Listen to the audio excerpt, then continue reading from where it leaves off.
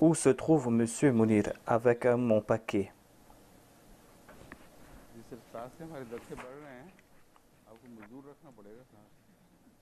Notre paquet est en train de grossir et je pense que vous allez devoir trouver quelqu'un pour vous aider.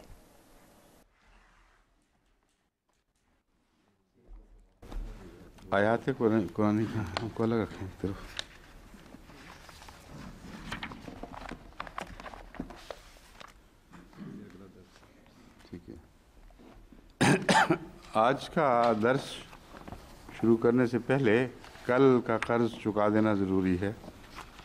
हम बात कर रहे थे कि कुरान की रूह से क्या तस्वीर उभरती है और उसके मुकाबले पर बाइबल और तारीख़दान क्या-क्या बातें करते हैं। तो इस ज़मीन में Avant de commencer le dars d'aujourd'hui, il est important de payer la dette de hier. C'est-à-dire que dit le Coran et que dit la Bible et que dit aussi les historiens par rapport à ce que nous dit le Saint-Coran. Hier, je vous ai présenté quelques versets du Saint-Coran. Avant de retourner vers ce sujet, je veux présenter le rôle joué par la Bible.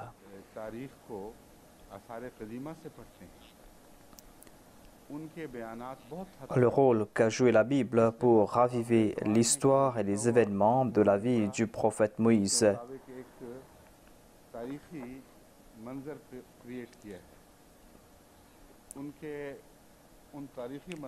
Les déclarations des égyptologues sont dignes de confiance dans une grande mesure. Leurs déclarations sont dignes de confiance parce qu'ils ont présenté la scène de ce qu'ils ont vu, de ce qu'ils ont lu.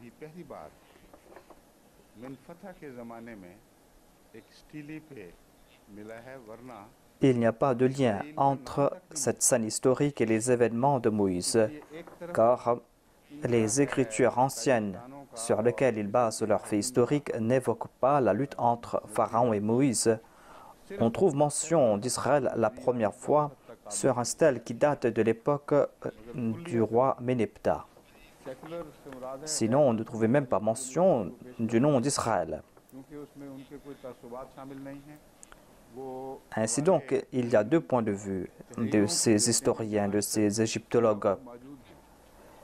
Et leurs points de vue sont dits de confiance du point de vue séculier, mais pas tout à fait.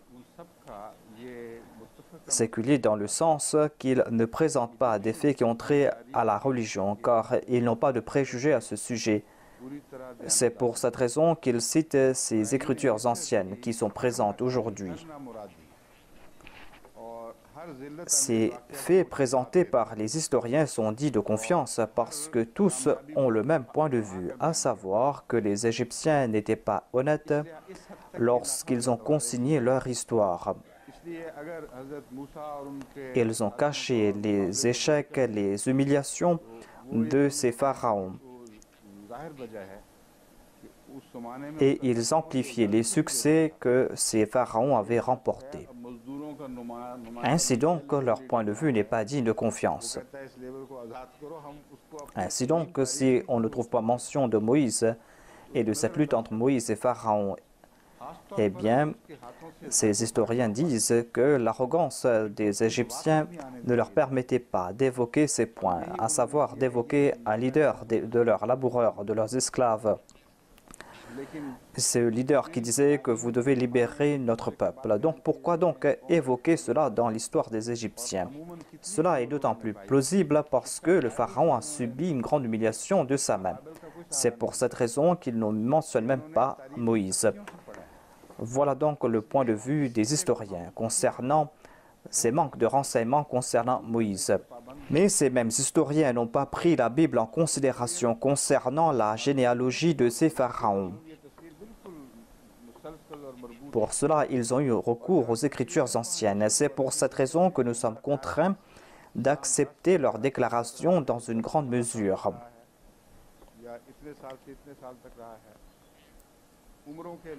En dépit de cette confusion générale, il y a une certaine continuité dans ces faits qu'ils ont rapportés. Et là où il y a cette confusion, les historiens disent que cette période a dû durer entre 10 ou 11 ans, entre 10 ou 12 ans. Par exemple, il y a de la confusion concernant l'âge de certains pharaons. Par exemple, on dit que lorsque Ramsès II est monté sur le trône, il avait 29 ans. Mais certains disent qu'il avait 18 ans. Un autre historien dit de confiance déclare qu'il avait 18 ans lorsqu'il est monté sur le trône. Il a déclaré qu'il était encore tout jeune. C'était un jeune prince lorsqu'il est monté sur son trône.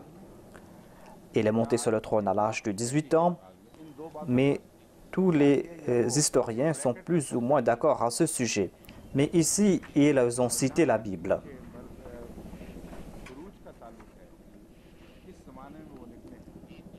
À savoir que soit Moïse est né au début du règne de Ramsès ou il est né à l'époque du règne de Séti, le père de Ramsès. Voilà les deux hypothèses qu'il nous présente. En ce qui concerne l'Exode, les historiens nous présentent deux hypothèses. Tous les historiens présentent ces deux faits. Ils disent que soit qu'il est né à l'époque de Séti, et dans ce cas, la confrontation a eu lieu à l'époque de Ramsès.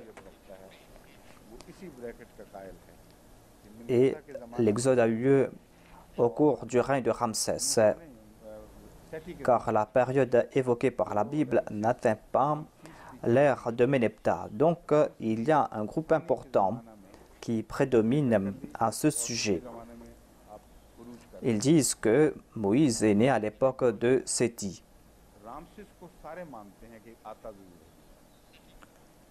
Ils disent que Moïse est né à l'époque de Séti.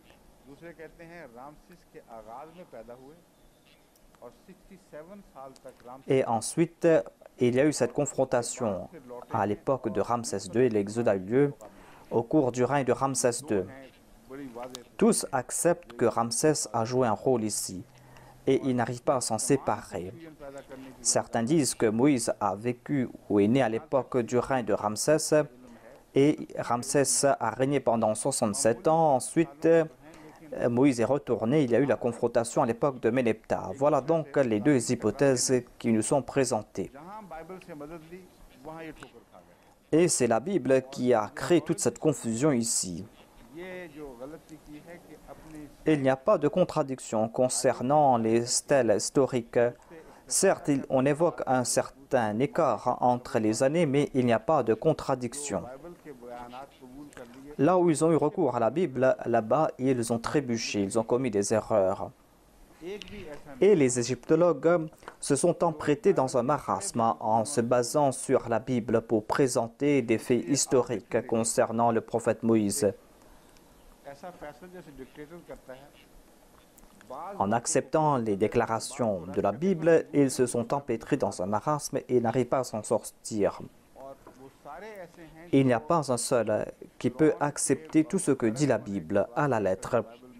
C'est pour cette raison que de manière arbitraire, ils acceptent certains faits. Ils prennent des décisions à l'instar des dictateurs. Ils acceptent certains faits et rejettent d'autres faits, car il y a ces contradictions dans la Bible. Si la Bible était authentique, pourquoi n'ont-ils pas accepté la noyade de Pharaon, une noyade qui a été évoquée dans la Bible? Cela s'est passé sauf dans le cas de celui qui a fait cette étude comparative entre le Coran et la Bible, M. Bukai. Et il a déclaré qu'ils ont laissé ces faits de connaissance de cause. C'est là leur dénuement, le dénuement de ces historiens. Dans l'histoire authentique de l'époque, on ne trouve pas mention de la noyade d'un pharaon. Certes, peut-être qu'on n'a pas mentionné la noyade, mais ce roi s'est peut-être noyé. Mais qui était ce pharaon?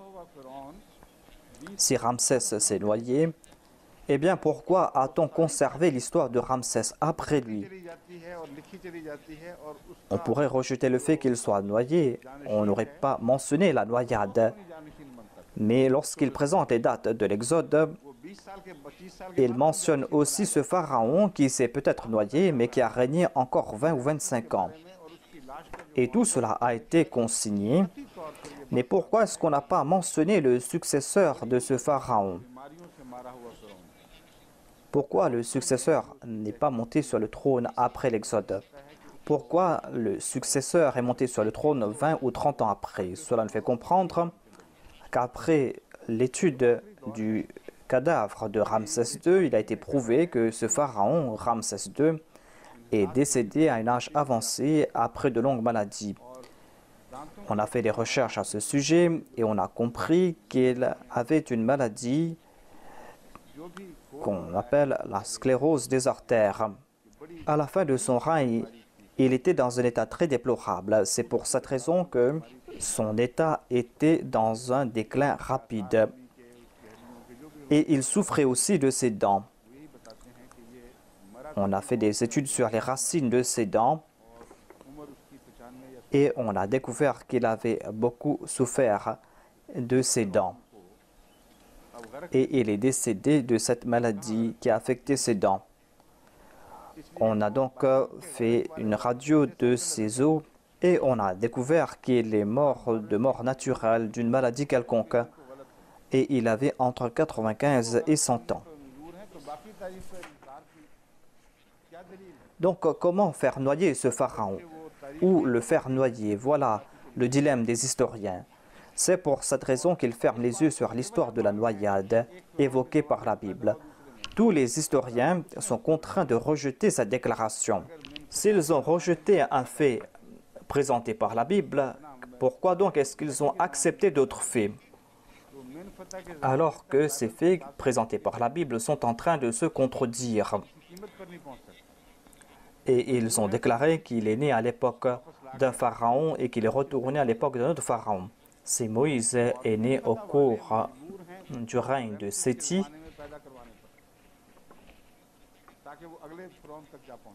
eh bien, on ne pourrait pas atteindre à l'époque de Ménephta, selon la Bible.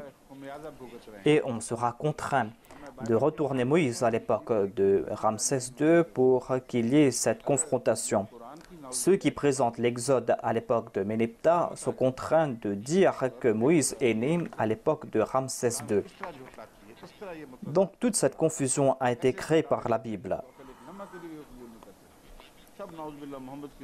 Maintenant, je vais présenter les faits présentés par la Bible. Si on trouvait de telles contradictions dans le Saint-Coran, ils auraient fait toute une histoire. Ils auraient dit, regardez les contradictions entre les déclarations du Coran et l'histoire de l'Égypte. Et ils auraient critiqué à tort et à travers le Coran, disant que c'est une fabrication de Mohammed. Na'udhu-billah. Mais ils ne critiquent à peine la Bible, ils ferment les yeux sur la Bible. Lorsqu'il est question du Saint-Coran, eh bien, ils s'attaquent avec véhémence au Coran. Maintenant, je vais vous présenter les faits bibliques qu'ils ont rejetés. Selon la Bible, un homme de la maison de Lévi a pris pour femme une fille de Lévi. Cette femme devint enceinte et enfanta un enfant. Il vit qu'il était beau et le cacha pendant 3 mois. Donc, on transforme la mère de Lévi. Ne pouvant plus le cacher, elle a pris une caisse de choc et elle mit sur le poids. Et elle mit l'enfant dans cette boîte et le déposa parmi les roseaux au bord du fleuve. Ici, il y a contradiction avec ce que nous dit le Coran. Le Coran a dit qu'il a été placé dans l'eau. On l'a placé dans une boîte qui ne peut être affectée par l'eau. Et la mère a déposé cette boîte dans l'eau du fleuve afin que les gens puissent le voir. S'il avait été caché parmi les roseaux, personne ne l'aurait trouvé. Même pour 10 jours, on ne l'aurait pas trouvé. Et le garçon serait mort là-bas. Donc, comment la fille du pharaon aurait pu trouver cette boîte? Le Coran nous fait comprendre qu'il flottait sur le fleuve afin que tous puissent le voir. afin que les gens puissent voir cette boîte qui flottait. Les gens auraient vu que quelque chose flottait sur l'eau. Ensuite, la Bible nous dit que la sœur de l'enfant se tint à quelque distance pour savoir ce qu'il arrivait, et la fille de Pharaon est venue. Donc, on peut accepter cette histoire. L'histoire de la fille est tout à fait plausible.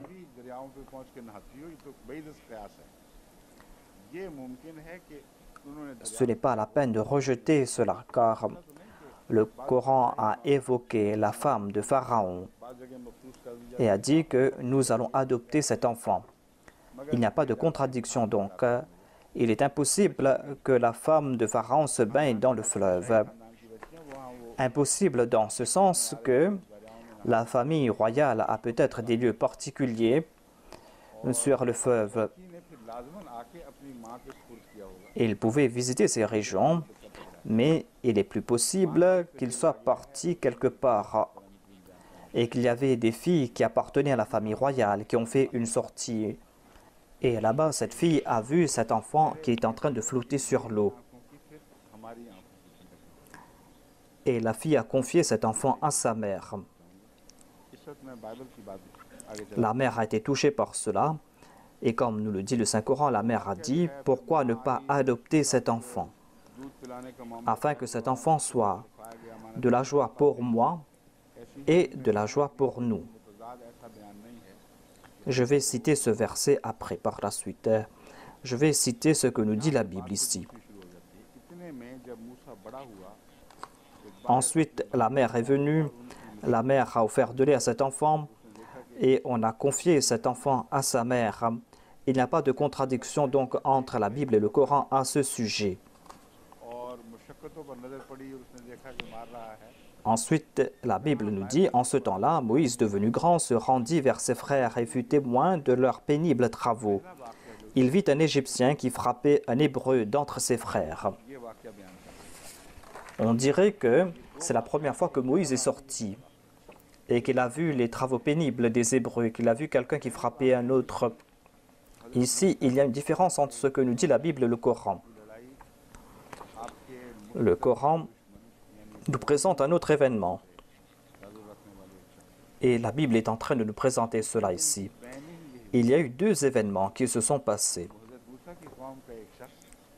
Au cours du premier événement, il y avait un Hébreu du peuple de Moïse qui avait un ennemi commun, c'est-à-dire quelqu'un qui appartenait au peuple de Pharaon. Et le deuxième jour, on a vu la même chose, à savoir qu'il y avait un Hébreu qui appartenait au peuple de Moïse qui se battait contre son ennemi, c'est-à-dire contre un autre ennemi. La Bible nous dit que le premier jour, il y a eu cette lutte avec l'ennemi, et le deuxième jour, il y avait deux Hébreux qui se querellaient. Et ceci est douteux face à ce que nous dit le Coran. Car selon la Bible, cet Hébreu avait menacé Moïse. Si c'était un Hébreu selon la Bible, à savoir que hier tu as tué quelqu'un, aujourd'hui aussi tu veux tuer quelqu'un d'autre, veux-tu t'imposer comme un tyran? Un Hébreu qui appartenait à son peuple ne pouvait menacer Moïse. Et Moïse n'aurait pas pris peur lorsqu'il aurait dit cela. Lorsque Moïse s'est immiscé dans cette affaire, c'est là que l'ennemi a dit « Veux-tu être un tyran comme hier ?» C'est-à-dire que l'ennemi avait su ce qui s'était passé la veille.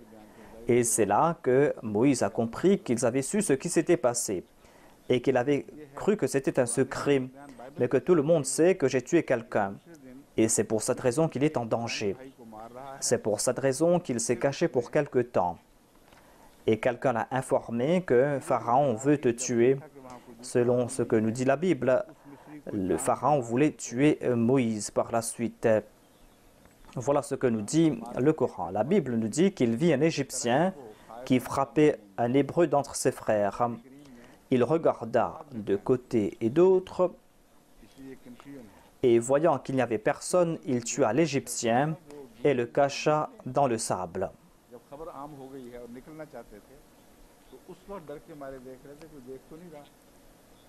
लोग उस वक्त कहते हैं वो Ceci a été présenté par le Saint-Coran. Bible इसको पहले दिन की तरफ मंसूब करती है। C'est pour cette raison qu'il y a une confusion ici dans les déclarations de la Bible. La Bible déclare qu'il regardait à droite et à gauche alors que les gens avaient su ce qui s'était passé. Ainsi, ce que nous dit la Bible ici ne concerne pas l'événement du premier jour. La Bible nous présente ce deuxième événement comme l'événement du premier jour. मुंसिफ मुकर्रर किया। Il sortit le jour suivant et voici deux Hébreux qui se querellaient. C'est-à-dire qu'il y avait deux Hébreux qui se querellaient. की है बाइबल ने हज़रत मूसा के हम Il dit à celui qui avait tort, « Pourquoi frappes-tu ton prochain ?» वो जो ज्यादती करने वाला था Et cet homme répondit, « Qui t'a établi chef et juge sur nous? Penses-tu me tuer comme tu as l'Égyptien ?» ये करीने क़ियास वैसे नजर आता है कि नहीं Ainsi, il a reçu cette menace de la part de cet Hébreu, nous dit la Bible. मिस्र के खिलाफ एक आम रौ चल पड़ी थी बनी Israel. Et celui qui l'avait aidé la veille était en train de le menacer. Il a dit, « Est-ce que tu vas me tuer comme tu as tué l'autre hier ?»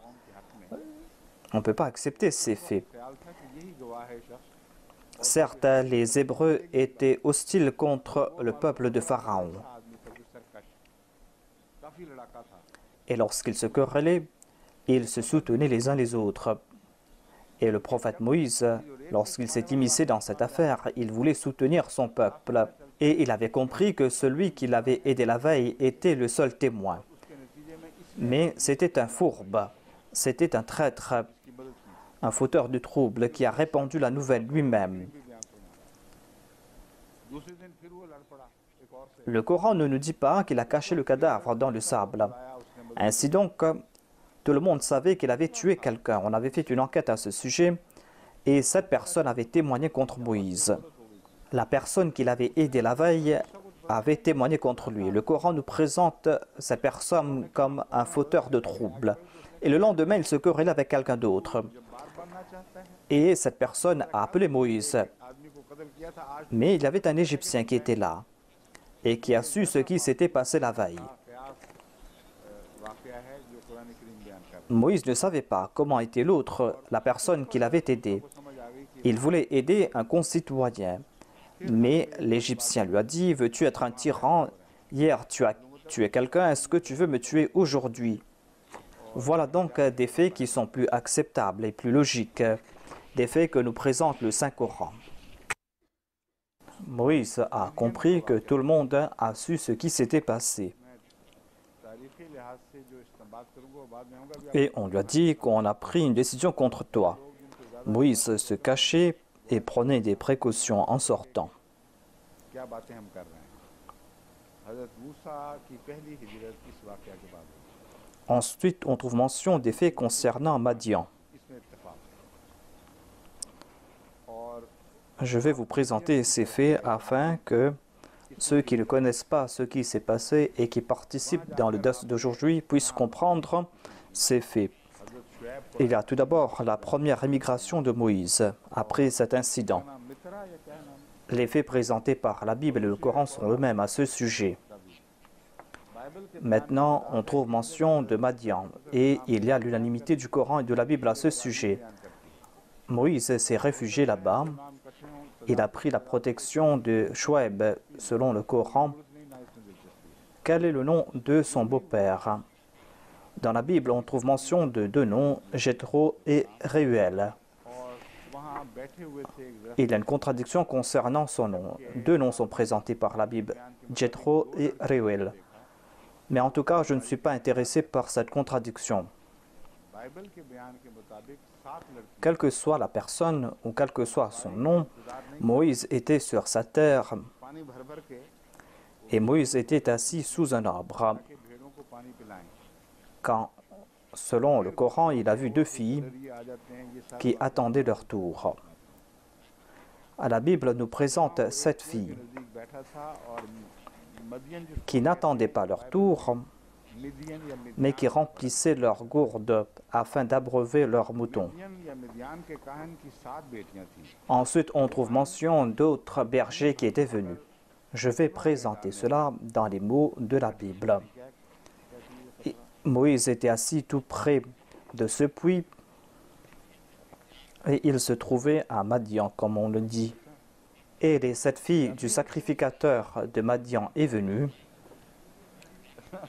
et ont rempli leurs gourdes et commencé à abreuver leurs moutons ou placer l'eau dans des abreuvoirs.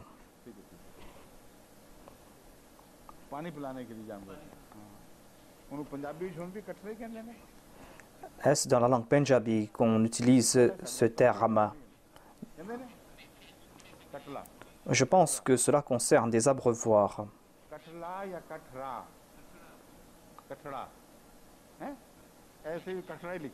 Donc pour abreuver leurs animaux.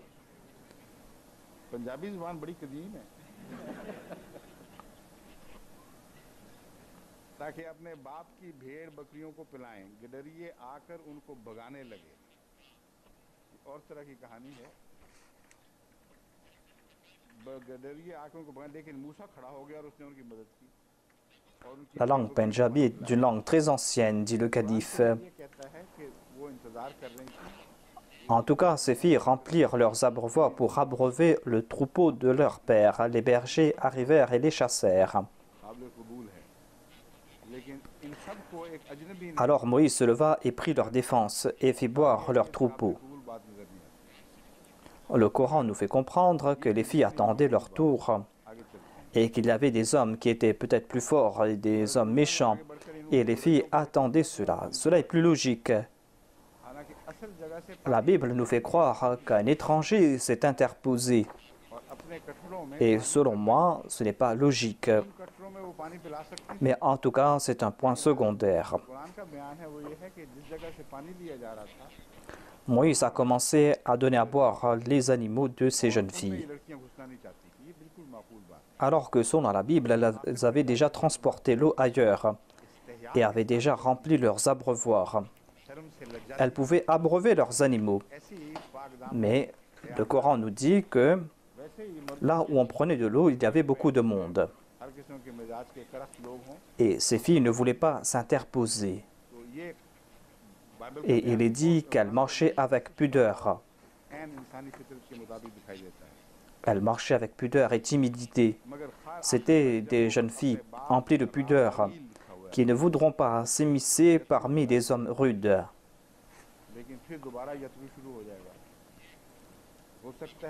Ainsi donc, ce que nous dit le Coran est en accord avec la nature.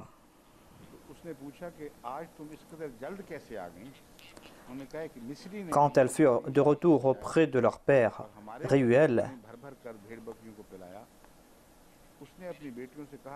on trouve mention du nom du père ici. En tout cas, peut-être que Réuel était un autre titre que portait le père. Le père a dit « Pourquoi revenez-vous si tôt aujourd'hui ?» Ils répondirent « Un Égyptien nous a délivrés de la main des bergers et il nous a puisé de l'eau et a fait boire le troupeau. » Elle a dit à ses filles « Où est-il? Pourquoi avez-vous laissé cet homme? Appelez-le pour qu'il prenne quelque nourriture. » Moïse se décida à demeurer chez cet homme qui lui donna pour femme Séphora, sa fille. Elle enfanta un fils qu'il appela du nom de Geshuem. Car, dit-il, j'habite un pays étranger. Longtemps après, le roi d'Égypte mourut. Voilà le point crucial sur lequel vous devez vous concentrer. Le roi de l'émigration de Moïse est décédé selon la Bible. Et pendant tout ce temps, il s'occupait des moutons de son beau-père. Si ce roi était Ramsès, c'est-à-dire s'il a immigré à l'époque de Ramsès, alors la situation sera tout autre. Mais si cela concerne le règne de Séthi, eh bien, l'histoire sera tout autre. Si Moïse a grandi à l'époque de Séthi, et si à l'époque de Séthi, il a immigré, eh bien, il aurait eu 9 ans à l'époque. 9 ans, il se serait battu et aurait tué un Égyptien. Et son immigration sera si longue que Ramsès aurait régné 67 ans. Et c'est là que Moïse est retourné.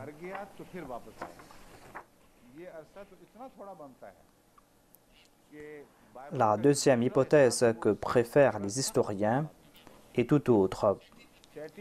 Lorsque Séthi est décédé, Moïse a immigré à l'époque de Séthi et après la mort de Séthi, il est retourné. Ce sera une période très courte qui contredit les autres récits de la Bible. Séthi a régné 10, 11 ou 15 ans, tout au plus.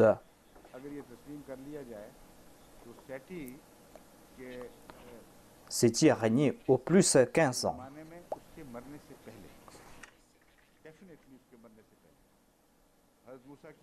Et Moïse est né au cours du règne de Séthi. Voilà ce que nous disent certaines personnes. Si on accepte cela, eh bien, la première émigration de Moïse a eu lieu avant la mort de Séthi. Certainement, il a émigré avant la mort de Séthi. Et à l'époque, Moïse aurait eu 9 ans.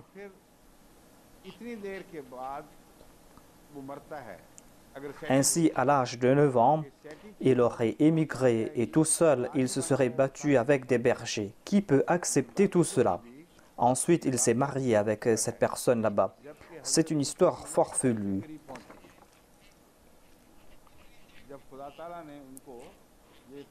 Ensuite, si cela concerne Séthi, eh bien, Séthi est mort à l'âge de 70 ans.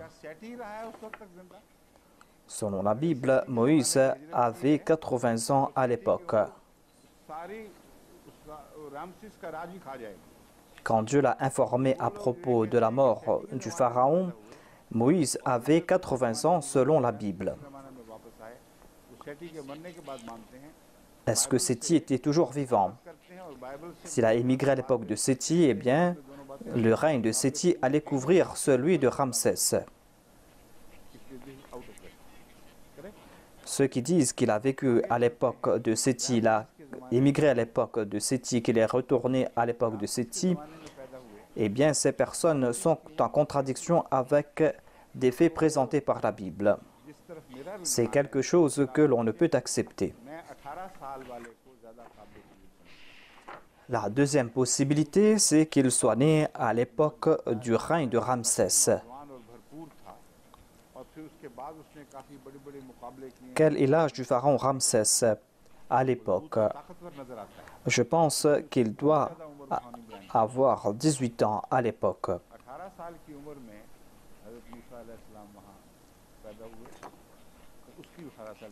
On dit qu'il était tout jeune et qu'il avait participé dans de grandes batailles et qu'après le retour de Moïse, il était fort et bien portant. C'est pour cette raison qu'on ne peut pas dire qu'il était très âgé. Moïse est né alors qu'il avait 18 ans, c'est-à-dire alors que le pharaon avait 18 ans. Et on dit qu'il est monté sur le trône en l'an 1291 avant Jésus-Christ. D'aucuns disent 1292 avant Jésus-Christ.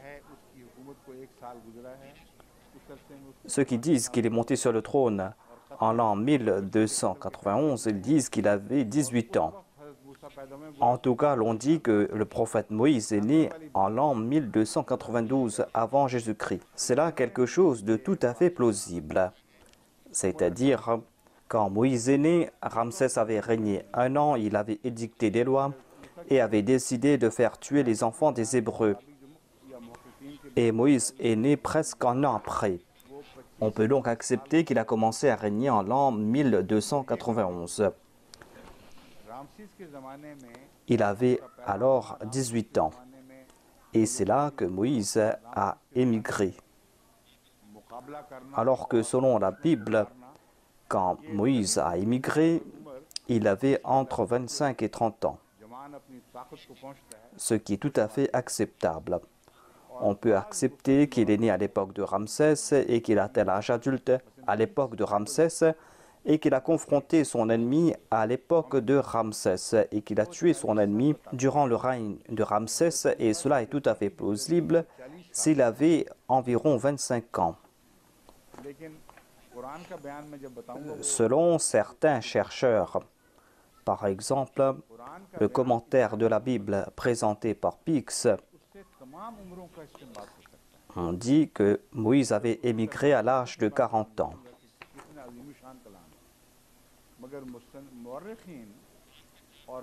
Mais lorsque je vais présenter le Saint-Coran, on va constater que le Coran va corriger cela. Les déclarations du Saint-Coran sont si claires qu'on peut déduire l'âge à chaque époque. Lorsque je vais retourner vers cela, c'est là que vous allez comprendre que c'est une parole sublime. Mais les historiens et les commentateurs de la Bible ont présenté deux possibilités. Ils disent que soit que Moïse avait entre 25 ou 30 ans lorsqu'il y a eu cette querelle et lorsqu'il a laissé l'Égypte.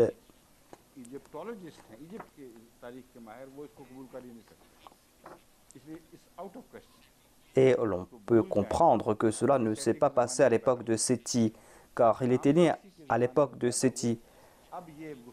Et tous les égyptologues ne vont pas accepter qu'il avait 25 ans à l'époque.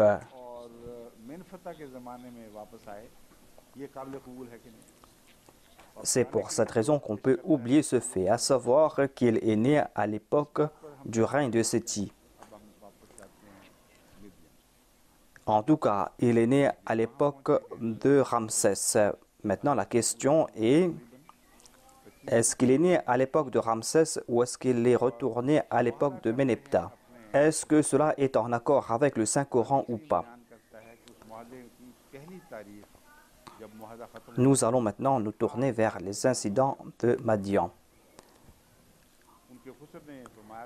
Et lorsqu'il était là-bas, il avait entre 25 ou 30 ans. Et il a pris un engagement avec son beau-père. Et le Saint-Coran nous fait comprendre que le contrat a expiré pour la première fois après 8 ans.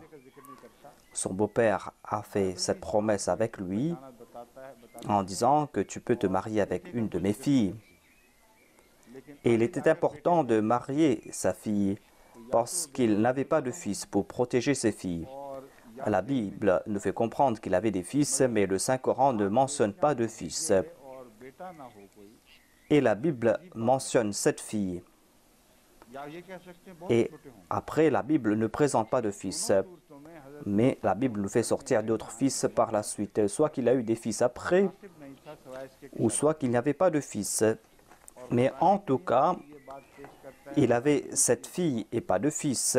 C'est quelque chose de très étrange, où l'on peut dire que le fils était en bas âge. Ainsi donc, Moïse, en tant que jeune homme, ne pouvait pas rester dans cette maison sans se marier. Et le Saint-Coran et la Bible sont unanimes à ce sujet. À savoir, son beau-père lui a présenté cela. La Bible nous dit que le beau-père a dit « Marie-toi avec ma fille Safoura ». Le Saint-Coran n'a pas présenté de nom. Mais en tout cas, le Saint-Coran nous fait comprendre que cette fille qui a marché avec pudeur, c'est cette fille qui a été présentée en mariage à Moïse. Regardez ce que la fille a déclaré. Il a dit à propos de Moïse, Kawiyun Amin. Cet homme qui nous a servi, qui nous a aidés, non seulement qu'il est fort, mais il est très honnête. C'est-à-dire, il n'y aura pas de danger de sa part. Il est Amin. C'est pour cette raison qu'il est digne de confiance. Et son beau-père l'a appelé, il a dit que tu vas rester ici pendant 8 ans et tu vas devoir me servir, c'est-à-dire t'occuper de mes troupeaux. Et si tu désires, tu peux rester 2 ans de plus, c'est-à-dire jusqu'à 10 ans. Mais en tout cas, 10 ans, c'est le maximum. Et après cela, on pourra se séparer. Et ils se sont séparés par la suite. La Bible nous dit que quand Moïse est passé tout près de la montagne, eh bien, le pharaon était déjà mort. C'est-à-dire, Moïse était si âgé que ce pharaon était déjà mort. Ce pharaon qui était pour lui un danger. Ce pharaon pour lequel il avait laissé l'Égypte. Lorsque Dieu avait choisi Moïse comme un prophète, ce pharaon était déjà mort. Mais le Saint-Coran nous présente quelque chose de différent. Je vais présenter ce que nous dit la Bible et vous allez comprendre à quel point ces déclarations bibliques sont inacceptables. Selon la Bible, le prophète Moïse est resté là-bas environ 40 ans. Et durant ces 40 ans, il s'occupait des moutons et des brebis. Et Allah attendait quelque chose. Quand, après ces 40 ans, Dieu s'est manifesté sur le feu, Dieu a déclaré que maintenant, il n'y a pas de danger pour toi. Ce pharaon est décédé.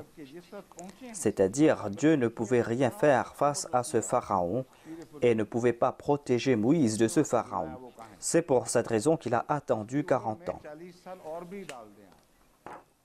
Et selon la Bible, son beau-père était toujours bien portant. Il était encore bien portant. Alors que la Bible nous dit aussi que lorsqu'il a rencontré Moïse pour la première fois, il était déjà très âgé. Ajoutez 40 ans à son âge, mais même là, il était encore bien portant.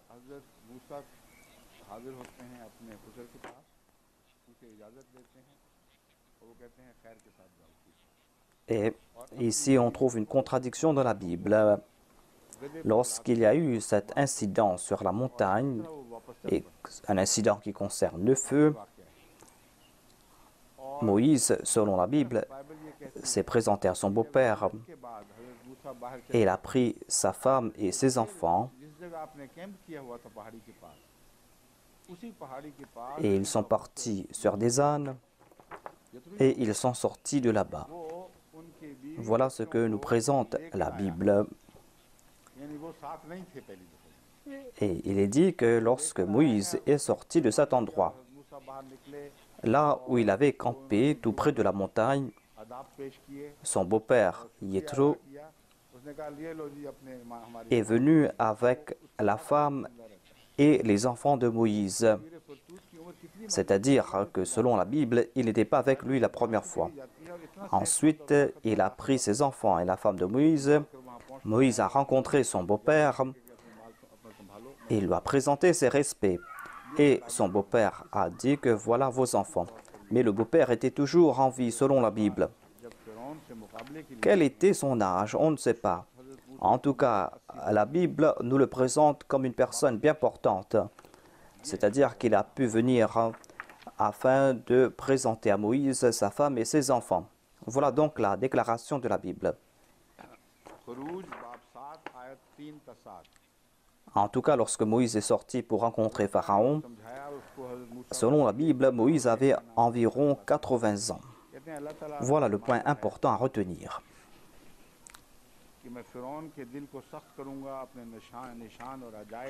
Dans Exode chapitre 7, versets 3 à 7, Allah a fait comprendre à Moïse ce qu'il devait dire.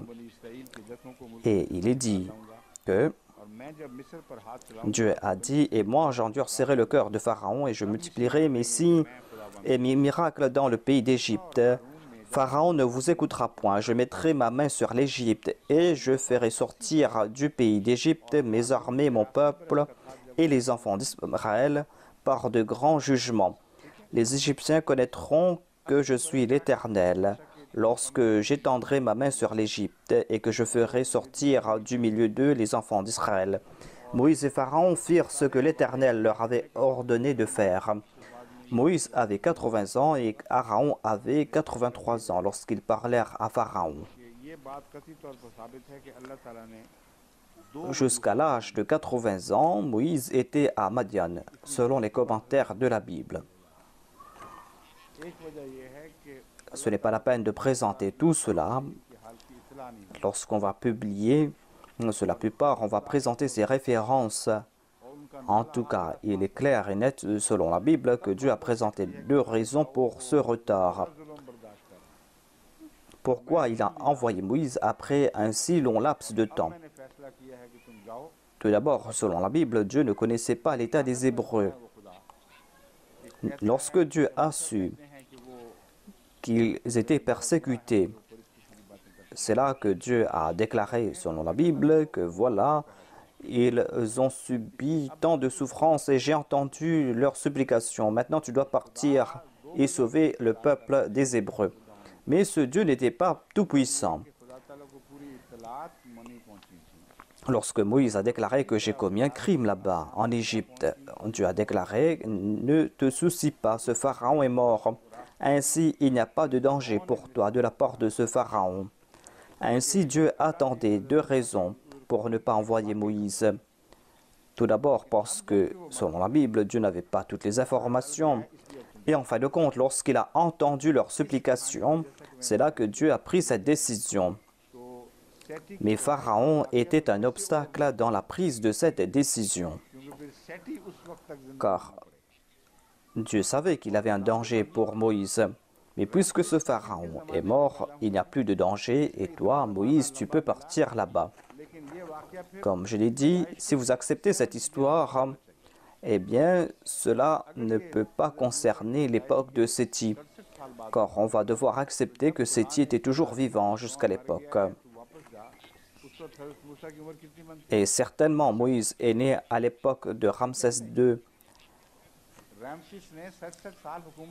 Mais cela va se faire 67 ans après sa naissance. Si cet incident a eu lieu 67 ans après la naissance de Moïse, lorsque Dieu lui a dit que le Pharaon était déjà mort, on doit dire que Moïse avait 67 ans à l'époque. Car Ramsès avait déjà régné 67 ans, selon la Bible et selon les historiens. S'il n'était pas né au cours du règne de Séthi, certainement il était né au cours du règne de Ramsès. On va devoir accepter cela, c'est-à-dire qu'il est né au début de son règne. Moïse a vécu 1 an au cours de son règne avant sa mort. Lorsque ce pharaon est mort, Moïse avait entre 67 et 66 ans.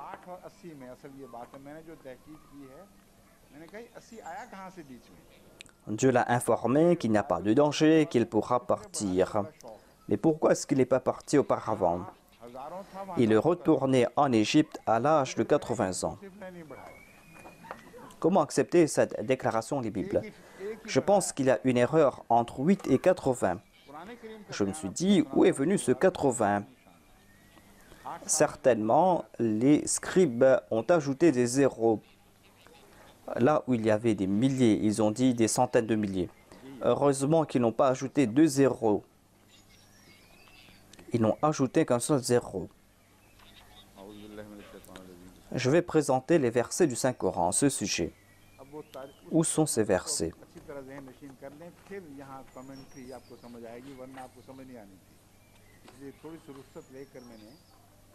C'est l'histoire présentée par le Saint-Coran.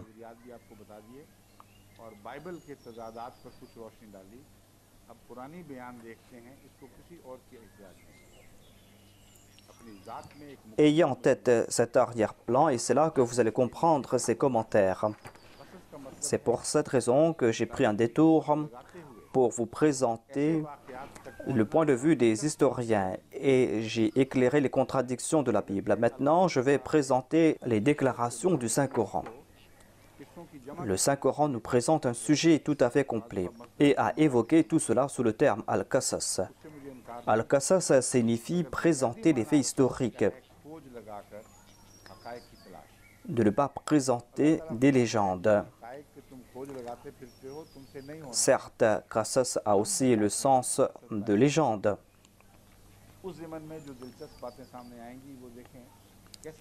Je ne rejette pas cela, mais le sens véritable de Qasas signifie faire des recherches approfondies. Allah déclare que vous ne pourrez pas comprendre tout cela. Nous allons vous présenter ces faits historiques. Regardez comment tous ces faits présentés par le Saint-Coran sont tout à fait plausibles. Ce sont des faits historiques qui sont liés les uns avec les autres et on ne peut pas mettre en doute ce point de vue logique.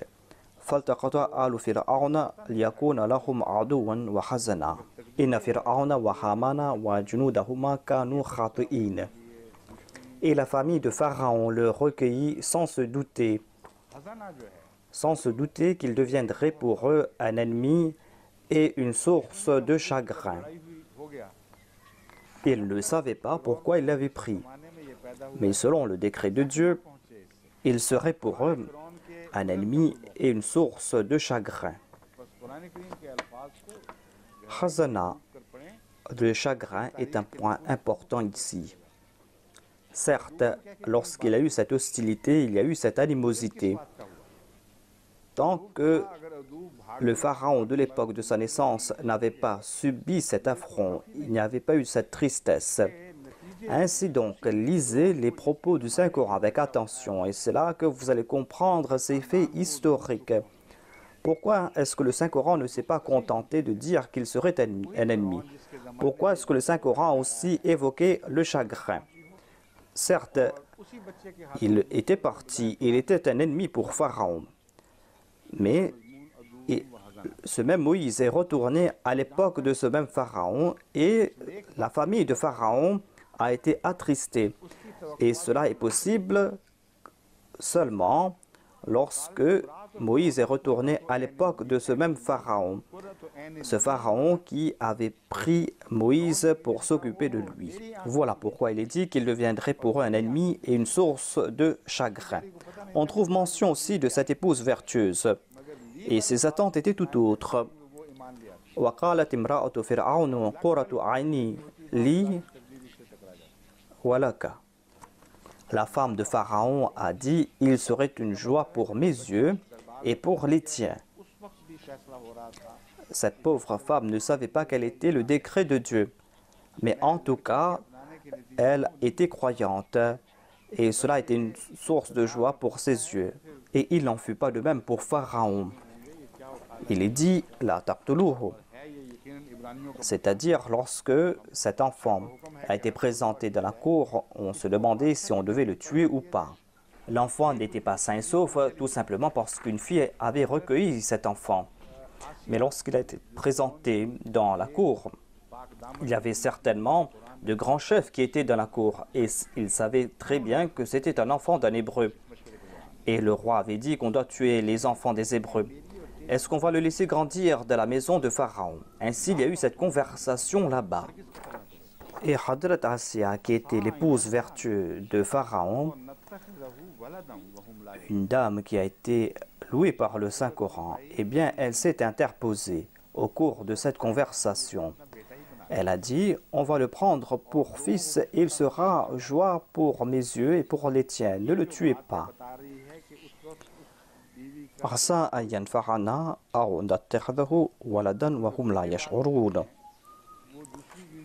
En tout cas, la parole ne s'était pas répandue. Il se peut que nous le prenions comme fils, a dit Assia, et que les gens ne savent pas ce qui est en train de se passer. Cela nous fait comprendre que l'épouse de Pharaon n'avait pas de fils à l'époque. Pharaon a eu d'autres fils. Il a peut-être eu ses fils d'autres femmes, même si Assia a eu un fils, mais en tout cas, il n'y a pas de contradiction ici. Si Pharaon avait 18 ans lorsqu'il est monté sur le trône, cela s'est passé un an après, c'est-à-dire l'incident qui concerne Moïse, et il se peut qu'il n'y avait pas d'enfant. Et il se peut aussi qu'il avait des filles auparavant. Le Saint-Coran ne mentionne pas de filles. Il a dit « Al Fir'aun », c'est-à-dire un membre de la famille de Pharaon. La famille de Pharaon est peut-être grande. La famille était grande, il avait peut-être un harem. Et les membres de la famille de Pharaon étaient sortis pour faire un pique-nique. Quelqu'un a vu Moïse et l'a pris. Lorsqu'il a été présenté dans la cour de Pharaon, c'est là qu'on a décidé de le tuer. À 2 reprises, Dieu a protégé Moïse de la mort. Il y a eu cette répétition concernant Moïse. Et Dieu nous explique cela à plusieurs reprises. quelle est la relation entre ces répétitions? Même Moïse bégayait lorsqu'il parlait, et il devait parler à 2 reprises. C'est quelque chose d'étrange, c'est-à-dire qu'il y a toujours eu ces répétitions dans le cas de Moïse. Il a été protégé de la mort grâce à Asia, l'épouse de Pharaon. Elle n'avait pas d'enfant à l'époque. Peut-être qu'elle a eu d'enfants après, car peut-être qu'elle n'avait pas encore eu d'enfant à l'époque. Ensuite, elle la déclare. وَأَصْبَحَ فُؤَادُ أُمِّ مُوسَى فَارِغًا. Et le cœur de la mère de Pharaon fut libéré de toute inquiétude. إِنْ كَادَتْ لَتُبْدِي بِهِ لَوْلَا أَنْ رَبَطْنَا عَلَى قَلْبِهَا لِتَكُونَ مِنَ الْمُؤْمِنِينَ. Le cœur de la mère de Moïse fut libéré de toute inquiétude. Dieu lui accordait patience, une grande patience. Et Dieu a libéré son cœur de toute inquiétude. En tout cas, elle était si attristée. Et si elle s'était lamentée, eh bien, elle n'aurait pas eu son fils. Et il y aurait eu beaucoup de bruit à ce sujet. Et le plan aurait tombé à l'eau.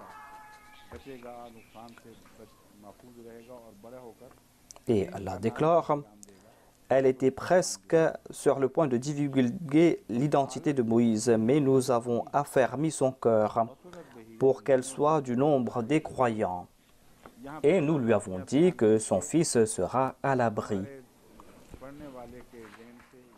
et qu'il va grandir et qu'il va accomplir quelque chose de grandiose.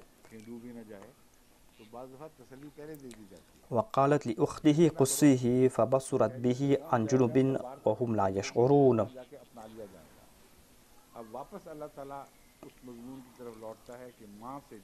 Ainsi, Dieu a dissipé ce doute, à savoir qu'il devait suivre cet enfant. Mais Dieu lui avait déjà consolé, à savoir que son fils sera à l'abri et que son fils va atteindre à la cour de Pharaon et cet enfant lui sera retourné. Après la séparation de la mère, Dieu nous a présenté ce qui s'est passé.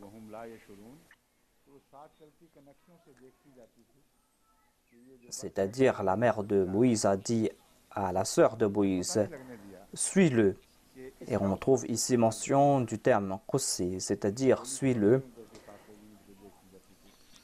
فَبَصُرَتْ بِهِ عَنْ جُنُبٍ وَهُمْ لَا يَشْعُرُونَ. Alors elle le surveilla de loin.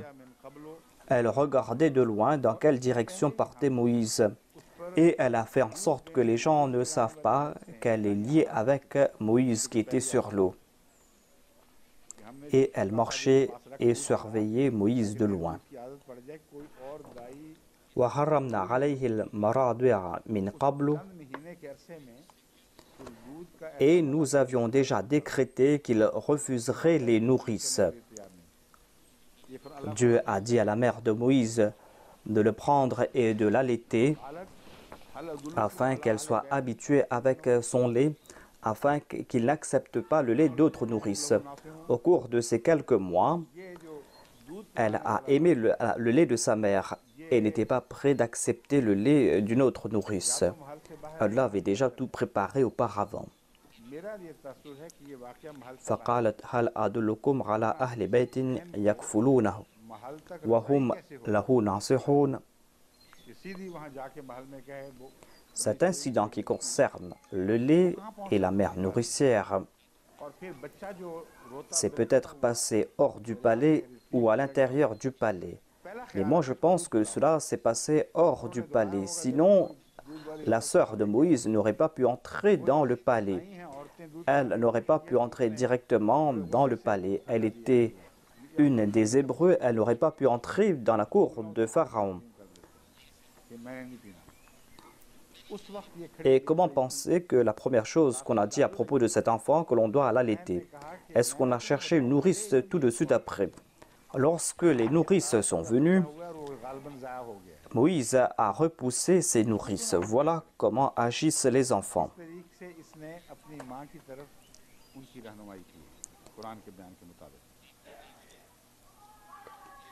Et sa sœur a dit, est-ce que je vais vous informer à propos d'une femme qui a perdu un enfant peut-être et qui pourra allaiter Moïse. Ainsi, il a guidé l'enfant vers sa mère. Voilà ce que nous dit le Saint-Coran. Yakfulunahu lakum wa hum lahu nasihun.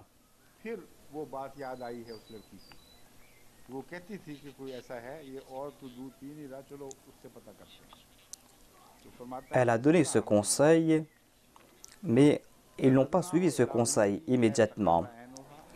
L'enfant a été présenté dans la cour, on avait dit qu'on allait le tuer, et c'est là qu'on s'est souvenu de la parole de cette fille qui disait qu'il y a quelqu'un qui va s'occuper de cet enfant.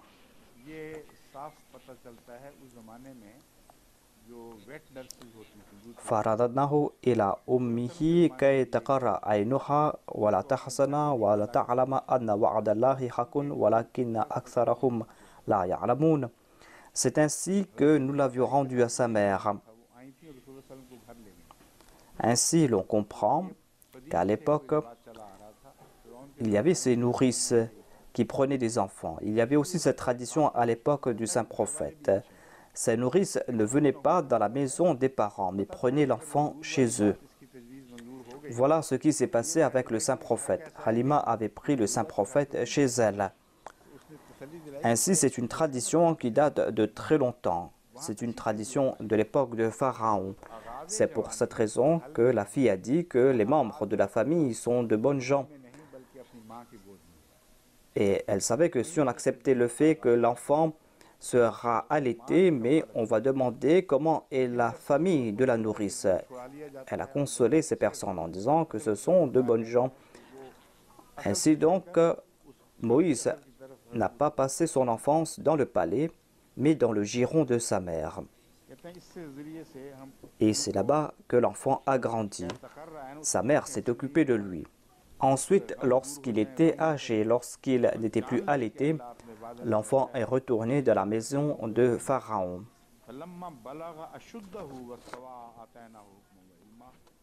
Par ce moyen donc, Allah fait en sorte que ses yeux se réjouissent, qu'elle ne se désola point et qu'elle sut que la promesse d'Allah est vraie, alors que la plupart des gens ne savent pas. وَلَمَّا بَلَغَ أَشُدَّهُ وَاسْتَوَى آتَيْنَاهُ حُكْمًا وَعِلْمًا وَكَذَلِكَ نَجْزِي الْمُحْسِنِينَ. Et lorsqu'il eut atteint sa pleine vigueur et sa maturité, nous lui donnâmes la sagesse et la connaissance.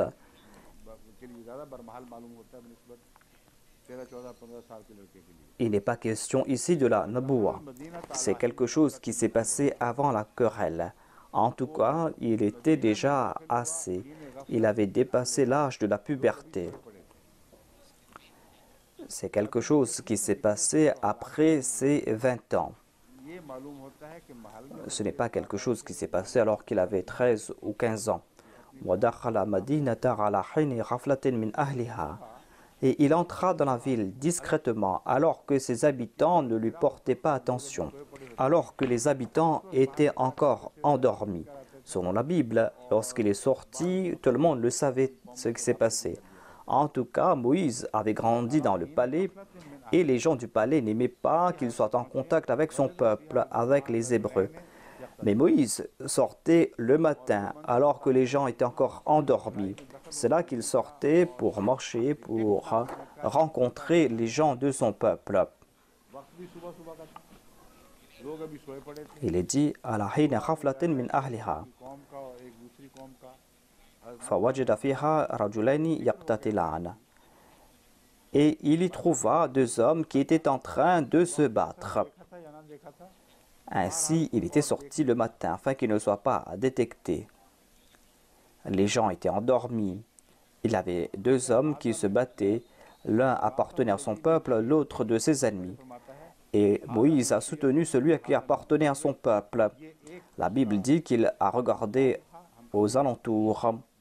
Mais en tout cas, personne ne les regardait. Ensuite, le Saint-Coran nous dit Hada min shi'atihi wa hada min aduwihi. Et celui-ci était de son peuple, celui qui était de son peuple l'appela à l'aide contre celui qui était de ses ennemis. Celui qui était de son peuple l'appela à l'aide contre celui qui était parmi ses ennemis. Fawakaza Moussa faqadwa alayhi. Alors Moïse le frappa du poing et causa ainsi sa mort. Cela nous fait comprendre que Moïse était bien portant et qu'il était solide. C'était un jeune homme solide. C'est pour cette raison que la jeune fille avait déclaré là-bas Qawiyun Azin, c'est-à-dire qu'il est digne de confiance, qu'il est solide. C'est quelqu'un qui est honnête et on ne doit pas avoir peur de lui. Ensuite, le Coran nous dit qu'il a frappé cet homme et l'a tué. Il a aussi dit Hadha min amali shaytan. Moïse était pieux. Il avait cette sagesse, cette connaissance et il a ressenti ce remords. Il a déclaré ceci est l'œuvre de Satan. Telle n'était pas mon intention. Innahu aduwwun mudillun mubin. Satan est vraiment un ennemi, un trompeur manifeste. Qala rabbi inni zalamtu nafsi faghfir li faghfara lahu innahu huwal ghafurur rahim. Et Moïse a demandé pardon à Dieu immédiatement. La Bible nous dit qu'il a enterré dans le sable. Je ne sais pas ce qu'il avait abandonné là-bas, mais en tout cas, s'il avait enterré dans le sable, les gens n'auraient pas su cela. Cela veut dire qu'il a abandonné le cadavre là-bas, mais il a imploré le pardon de Dieu. Et Allah lui a accordé son pardon. Qala rabbi bima anamta alayya falan akuna zahiran lil mujrimin. Il dit, mon Seigneur, puisque tu m'as accordé ta grâce, je ne serai jamais un soutien pour les coupables. Cela nous fait comprendre aussi que Moïse savait très bien que celui qu'il avait appelé à l'aide était le coupable. C'était lui le fauteur de troubles et qu'il avait tué un innocent. Ensuite, voyez ce qui s'est passé le lendemain. Il avait fait cette promesse.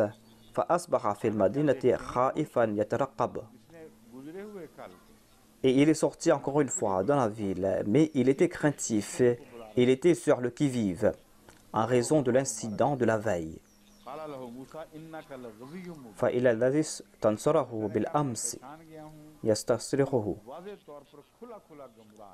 Et voilà que celui qui l'avait appelé à l'aide la veille l'appela de nouveau à son secours. Il a appelé à l'aide Moïse. Mais Moïse a répondu, « En vérité, tu es manifestement un transgresseur. Certainement, tu es un transgresseur. » Mais il avait de la sympathie pour son peuple. Et le Coran nous dit que il a oublié la promesse qu'il avait faite avec Dieu. Il n'était pas encore prophète. Certainement, il avait reconnu le coupable et il avait déclaré aussi qu'il ne va pas aider les transgresseurs. Mais il avait un très grand amour pour son peuple. Et il a décidé d'attraper l'autre. Il est dit Yabtusha. Batasha signifie attraper. Il se peut que Moïse a décidé de l'attraper et de les séparer. Il n'avait pas l'intention de tuer l'autre. Ainsi donc, on doit comprendre que Moïse n'a pas brisé sa promesse. Il s'est souvenu de sa promesse et il voulait sauver l'autre. Il ne voulait pas tuer l'autre. Qala ya Moussa aturidu an taqtulani kama qatalta nafsan. Il n'avait pas empoigné l'autre quand l'autre a dit « Hier, tu as tué une personne, est-ce que tu veux me tuer aujourd'hui ?» Et c'est là que Moïse a compris que celui qui était le fauteur de troubles avait déjà tout dévoilé. Il se battait avec les autres et il y a eu cet incident. J'ai tué cette personne par mégarde. Et lui, il a dévoilé tout cela aux autres.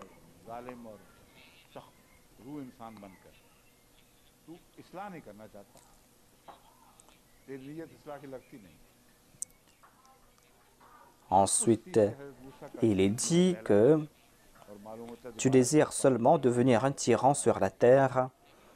Tu veux te présenter en tant que tyran. Et tu ne veux pas devenir un pacificateur. Tu ne désires pas apporter la réforme. Et cela a affecté le cœur de Moïse. Et il a imploré le pardon de Dieu. Et il s'est caché quelque part.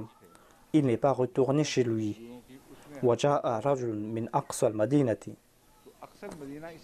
Et un homme accourut de l'autre bout de la ville, c'est-à-dire des quartiers de la ville où se trouvent les quartiers de la famille royale. Il y avait le quartier des gens pauvres, il y avait le quartier des laboureurs, et là-bas se trouvait le peuple de Moïse. Il est dit Aqsa al-Madina, c'est-à-dire il y a quelqu'un qui est sorti de là-bas. Il s'est accouru pour avertir Moïse. قال يا موسى إن الملأ يأتمرون بك ليقتلوك فاخرج إني لك من الناصحين. On ne dit pas qu'il était parmi les Hébreux ou qu'il était de la famille royale. Moïse était là-bas, il avait grandi là-bas, il avait un ami là-bas. Et Moïse avait attiré sa personne. Cette personne a dit que je suis venu t'avertir. Les chefs se concertent contre toi pour te tuer. Je te conseille de quitter la ville. Sauve-toi d'ici, avant qu'il ne t'attrape. L'on comprend aussi que lorsque Moïse n'est pas retourné, il avait déjà envoyé un message à ses amis, à savoir qu'il se trouvait dans ce quartier, et de l'informer. Il a profité de cette situation et cette personne est venue le voir le matin et lui a présenté cette information.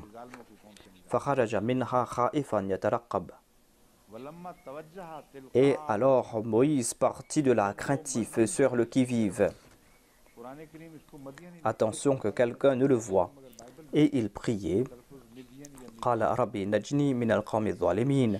Mon Seigneur, sauve-moi du peuple injuste.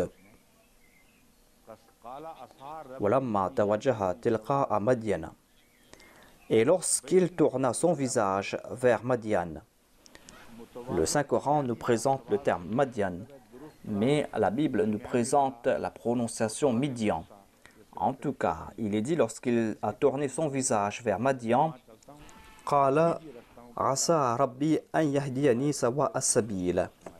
il a dit, j'espère que mon Seigneur me guidera sur le droit chemin. Sawa as-sabil signifie le droit chemin, la voie du milieu ou la sirat al-mustaqim. J'espère que mon Seigneur me guide sur le droit chemin, car moi je pars dans cette direction.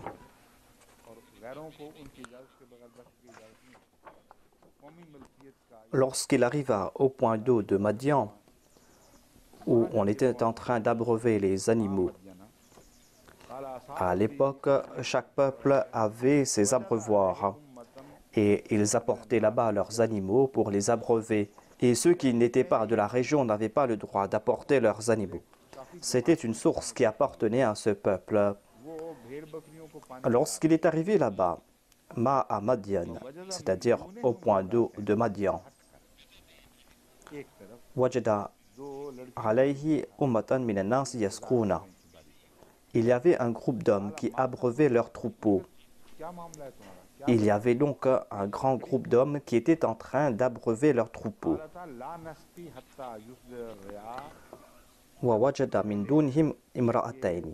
Et à l'écart d'eux, il trouva deux femmes qui attendaient leur tour.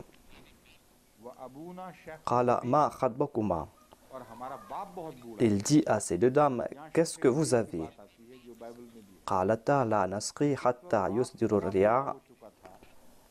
Elles dirent, nous ne pouvons abreuver nos troupeaux tant que les pâtres ne sont pas partis. Abouna Shaykhun Kabir, et notre père est très vieux.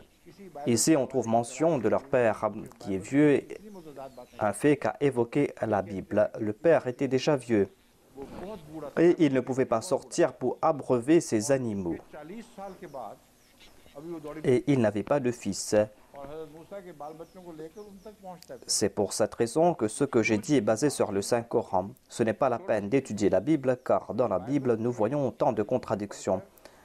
La Bible nous dit qu'il était très vieux, ainsi que le Coran. Mais après 40 ans, il était en train de marcher et il a pris les enfants de Moïse et sa femme pour aller partir le rencontrer, c'est-à-dire même après l'Exode. Ainsi donc, l'histoire de la Bible a tout mis sens dessus-dessous. La Bible nous présente de grandes difficultés et les exégètes du Moyen-Âge et même les Ahmadis n'arrivent pas à s'en sortir. C'est-à-dire, lorsqu'ils basent leurs recherches sur les recherches des autres, car les Ahmadis n'ont pas fait de recherches eux-mêmes. Ils étaient contraints de citer les autres historiens. Voilà la raison pour laquelle ils se sont basés sur les faits de ces historiens. Mais ils ne comprenaient pas que les conclusions tirées par ces historiens ne sont pas basées sur des faits historiques ou ne sont pas basées sur les fouilles en Égypte. Ce n'est pas le résultat des fouilles en Égypte, mais ces chercheurs se sont basés sur la Bible et ainsi ils ont défiguré l'histoire de l'Égypte et ils ont présenté telle ou telle conclusion présentée par des égyptologues.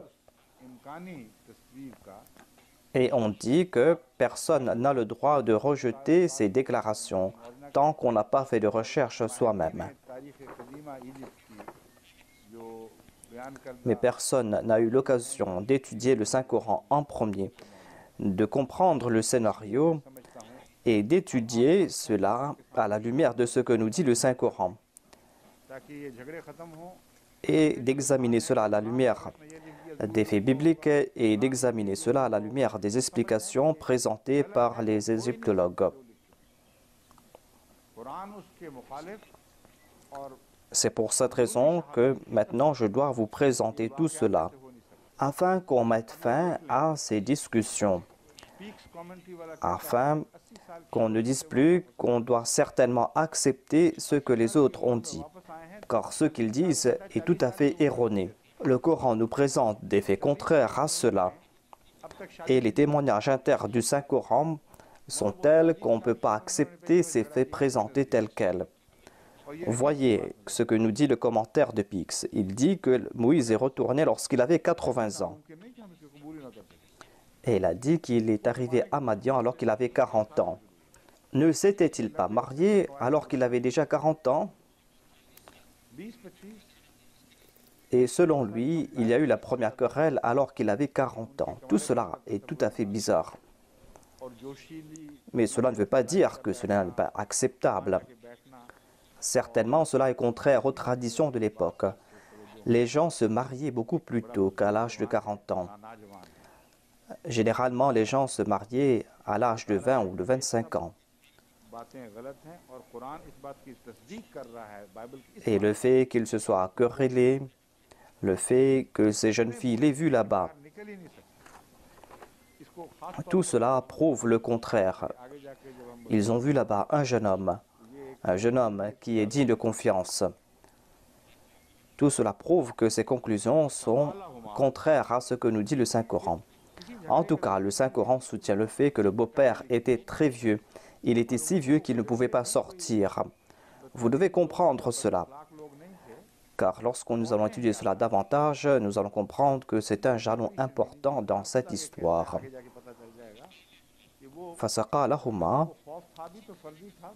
On ne trouve pas mention ici de querelle.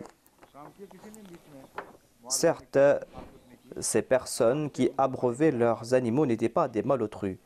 Ces femmes étaient des femmes pudiques. Ces jeunes filles étaient pleines de pudeur. Ceux qui abreuvaient leurs animaux n'étaient pas des gens querelleurs. Moïse ne s'est pas querellé avec ces personnes. Il a abreuvé les animaux de ces jeunes femmes. Ensuite, il a prié Rabbi inni lima anzalta ilayya min khairin fakir. Il a prié en ces termes: Ô mon Seigneur, je ne place pas ma confiance en ces personnes. Lorsqu'on accorde une faveur à quelqu'un, certainement l'on pense que l'on doit être récompensé pour les faveurs que j'ai accordées. Et j'ai l'espoir que j'aurai quelque chose en retour. Moïse priait tout au long de son parcours. Il plaçait sa confiance en Dieu. Il savait que Dieu n'allait pas le laisser partir à la perdition et que Dieu allait ouvrir cette voie. Et ce souvenir se termine avec cette prière. Rabbi inni lima anzalta ilayya min khairin fakir. C'est-à-dire que ce dont j'ai besoin, je vais te le demander. Je n'ai pas besoin de personne d'autre. Et je ne sais pas ce qui est meilleur pour moi. C'est pour cette raison que je me présente devant toi. Accorde-moi ce qui est mieux pour moi.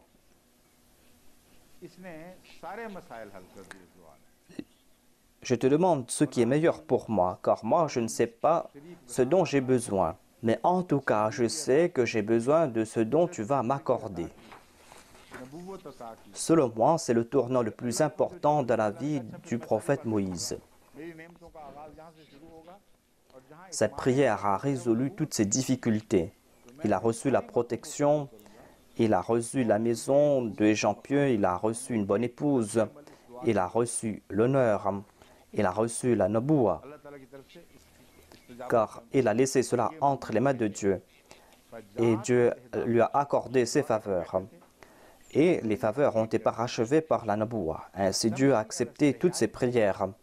Et Dieu lui a accordé le statut de prophète. Voilà le résultat de ses prières. Ainsi donc, Dieu a répondu à ses prières. Faja'atu ihdahuma. Il était en train de prier. Et l'une de ces deux jeunes filles vint à lui, marchant avec timidité. C'était une jeune femme très pieuse. Elle n'avait pas peur uniquement, mais elle était pleine de pudeur. C'est pour cette raison qu'elle s'était écartée de ces hommes. Elle est venue à Moïse et elle a dit: « Mon père t'appelle. »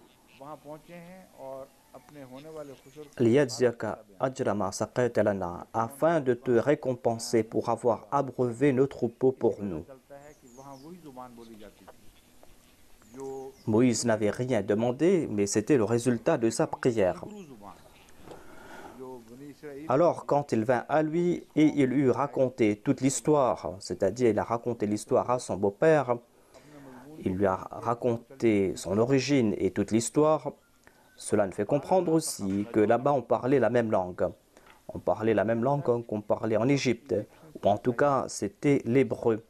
L'hébreu de la langue des enfants d'Israël.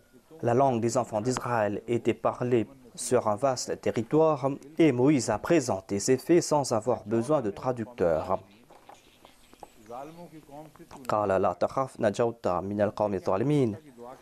Ainsi, l'on comprend que les Égyptiens n'avaient pas de contrôle sur cette étendue de terre. Son beau-père lui a dit: « Ne crains pas, tu as échappé à un peuple injuste, tu es à l'abri. Tu as échappé au peuple injuste. » Ainsi, voyez la prière du prophète Moïse. Il priait « Rabbi najini min al-qawmi adh-dhalimin » Ainsi donc, nous voyons ces liens entre les sujets présentés par le Saint-Coran. Il y a tout d'abord cette prière, l'exaucement de cette prière, et ces paroles sont liées les unes avec les autres. Ici, on parle de Hadrat Shuaib, le beau-père de Moïse. Ce n'était pas le prophète Shuaib, mais un sacrificateur. Il a prononcé ces mêmes paroles. Dieu lui a fait prononcer ces paroles. Najauta min al-qawmi adh-dhalimin.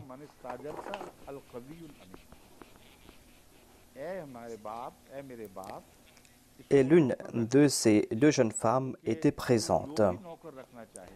On n'a pas dit qui était cette jeune femme, mais l'une des deux a dit: « Ya abati ista'jirhu, inna khayra man ista'jarta al-qawiyul amin. » Ô mon père, prends-le à ton service,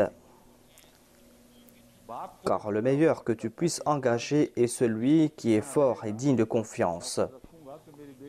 Ainsi, il possédait ces deux qualités.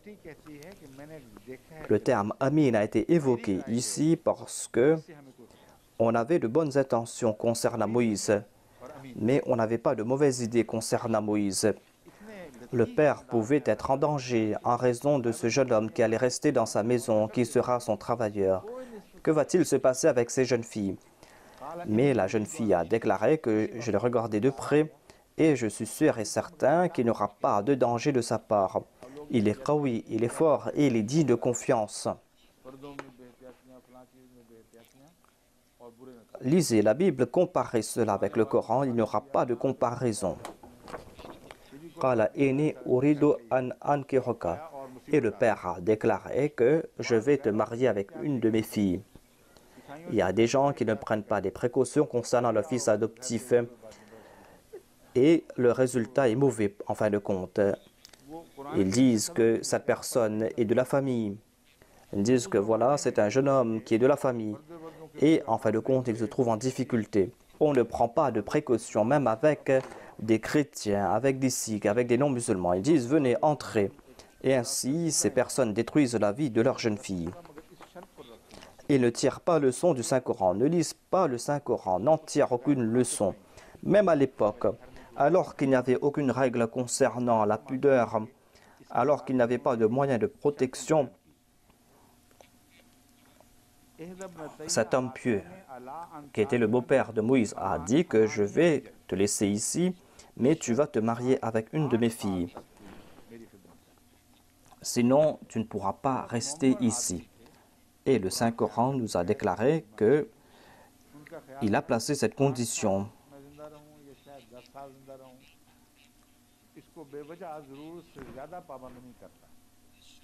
Il a dit que tu vas rester ici à condition que tu me sers pendant 8 ans. C'était une personne âgée, ce que nous dit le Saint-Coran, ce que nous dit aussi la Bible. Il s'est dit peut-être que je vais vivre 8 ans ou tout au plus 10 ans. Et ce n'est pas la peine de mettre plus de restrictions sur Moïse. Il a dit que j'ai l'intention de te marier à l'une de mes filles et tu vas rester à mon service pendant 8 ans. Mais si je suis envié, si tu désires me servir pendant 10 ans, eh bien tu peux rester 10 ans, mais pas plus que cela. Ensuite, il a déclaré فَإِنْ أَتْمَمْتَ عَشْرًا فَمِنْ عِنْدِكَ. C'est-à-dire, si tu veux compléter les 10 ans, ce sera de ton propre gré. Je ne vais pas t'imposer quelque fardeau.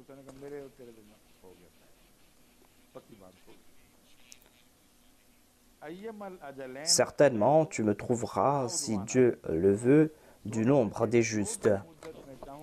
Je vais te traiter avec aménité.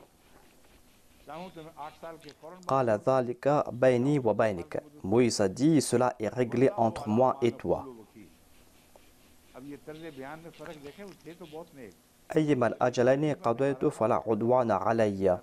Quel que soit celui des deux termes que je remplirai, il n'y aura aucune injustice envers moi.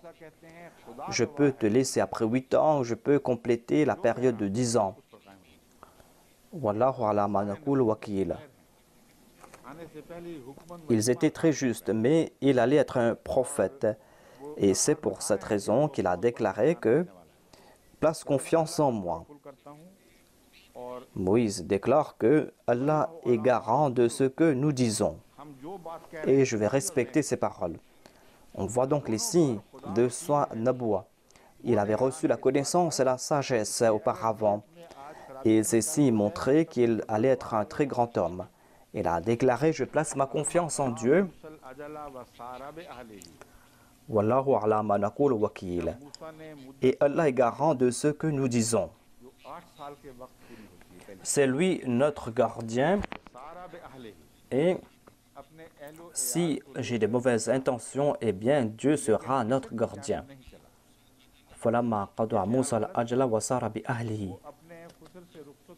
Et lorsque Moïse eut rempli son terme, c'est-à-dire il a complété cette période de 8 ans, Sara bi ahlihi, il fut parti avec sa famille.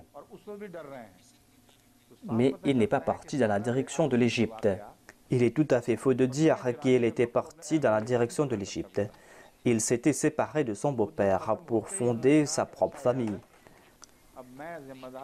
Car ce n'est que quand il a reçu l'ordre de Dieu qu'il est parti dans la direction de l'Égypte. Et même là, il avait peur. Cela nous fait comprendre que lorsqu'il était parti avec sa famille, il ne marchait pas avec ses troupeaux. Il avait complété cette période de 8 ans ou de 10 ans. Il a dit que maintenant je vais partir, je me sépare de toi. Et au cours de ce voyage, il passait à côté d'un mont et il a vu un feu.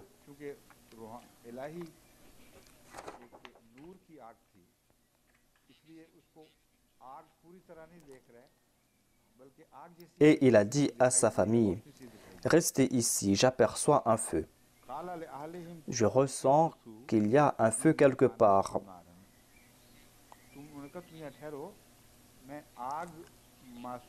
Puisque c'était une lumière divine. Et il ne voyait pas de feu, mais voyait quelque chose qui ressemblait à du feu.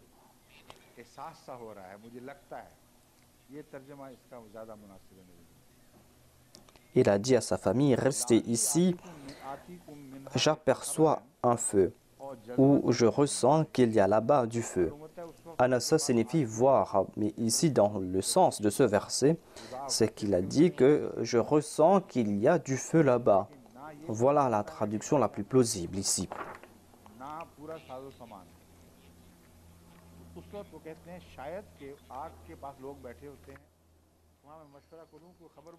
Il n'avait pas de feu lorsqu'il partait en voyage.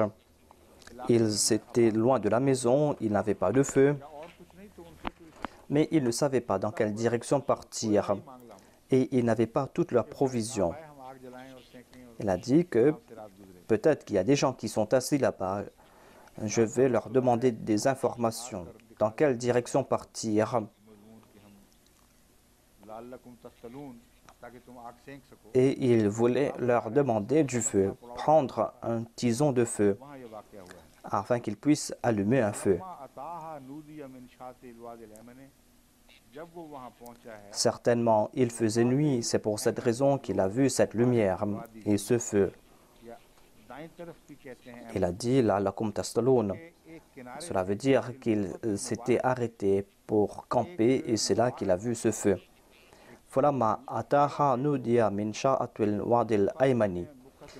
Lorsqu'il y arriva, il fut appelé par une voix venant du côté droit de la vallée.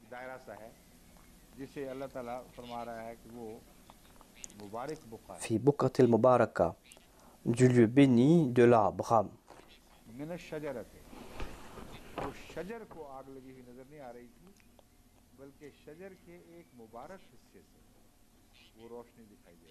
Ainsi, il y avait un cercle duquel il s'était approché et Dieu déclare que ce lieu était un lieu béni.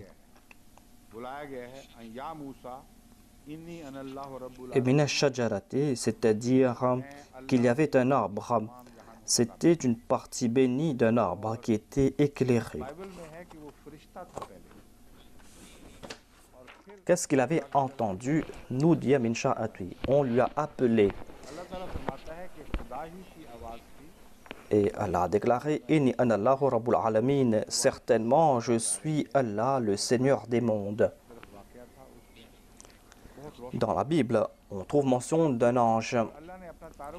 Et ensuite, on a évoqué Dieu.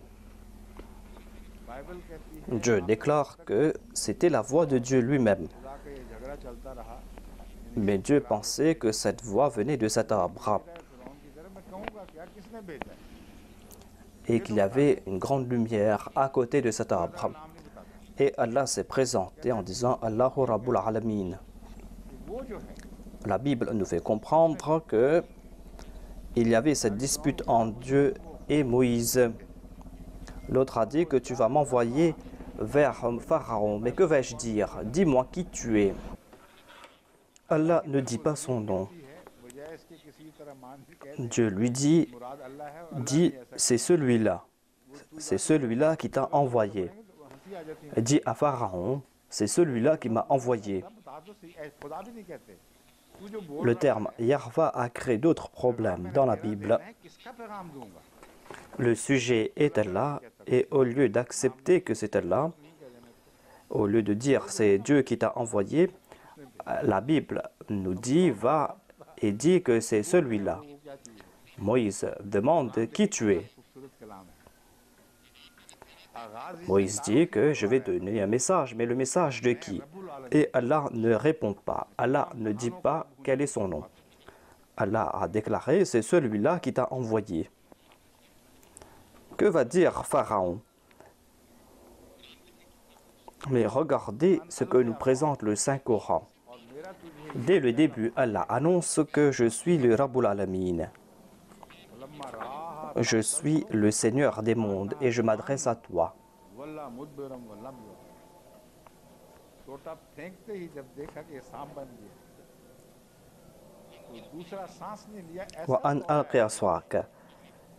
Et Allah lui donne cet ordre, jette ton bâton par terre.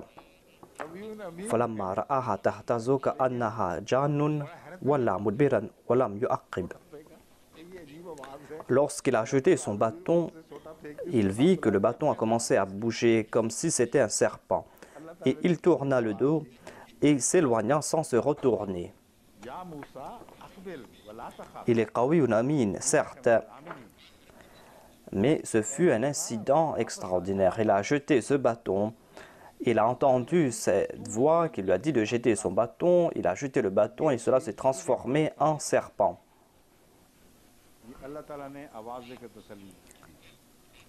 Et Allah a déclaré, Ya Moussa, Aqbil wa la takhaf innaka minal aminin. Ô Moïse, avance et ne crains pas. Sûrement, tu es de ceux qui sont en sécurité. Cette chose ne va pas te nuire. C'est Allah qui lui a annoncé cela. Ensuite, il lui a montré un autre miracle. Usluk yadaka fi jaybika. Insère ta main dans l'ouverture de ta tunique. C'est-à-dire, place ta main sur ton corps à l'intérieur.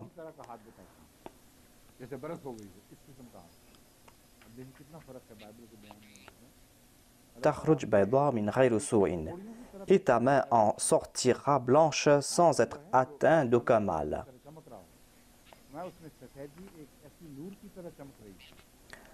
Alors que la Bible nous dit que sa main était la main d'un lépreux. Voyez la différence entre ce que nous dit la Bible et ce que nous dit le Saint-Coran. Est-ce que Dieu va présenter son prophète comme un lépreux?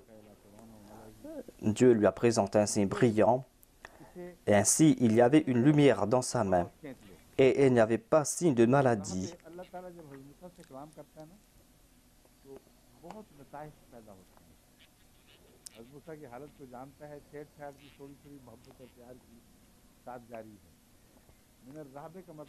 Ensuite, Dieu lui a dit,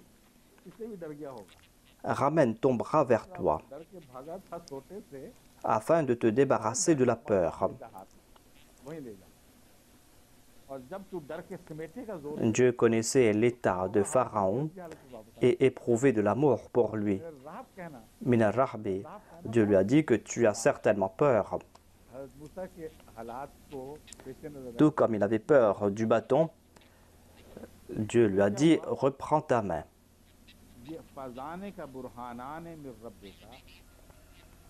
Et lorsque tu vas faire sortir ta main va sortir blanche.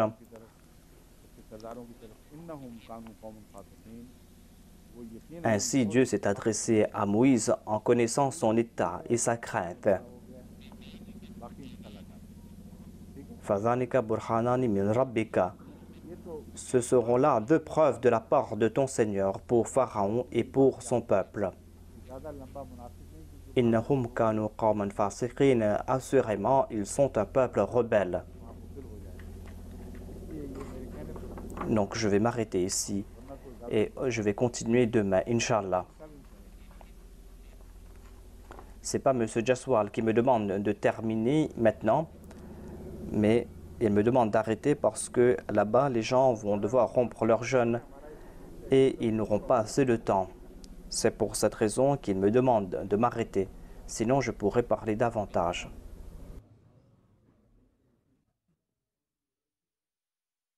أعوذ بالله من الشيطان الرجيم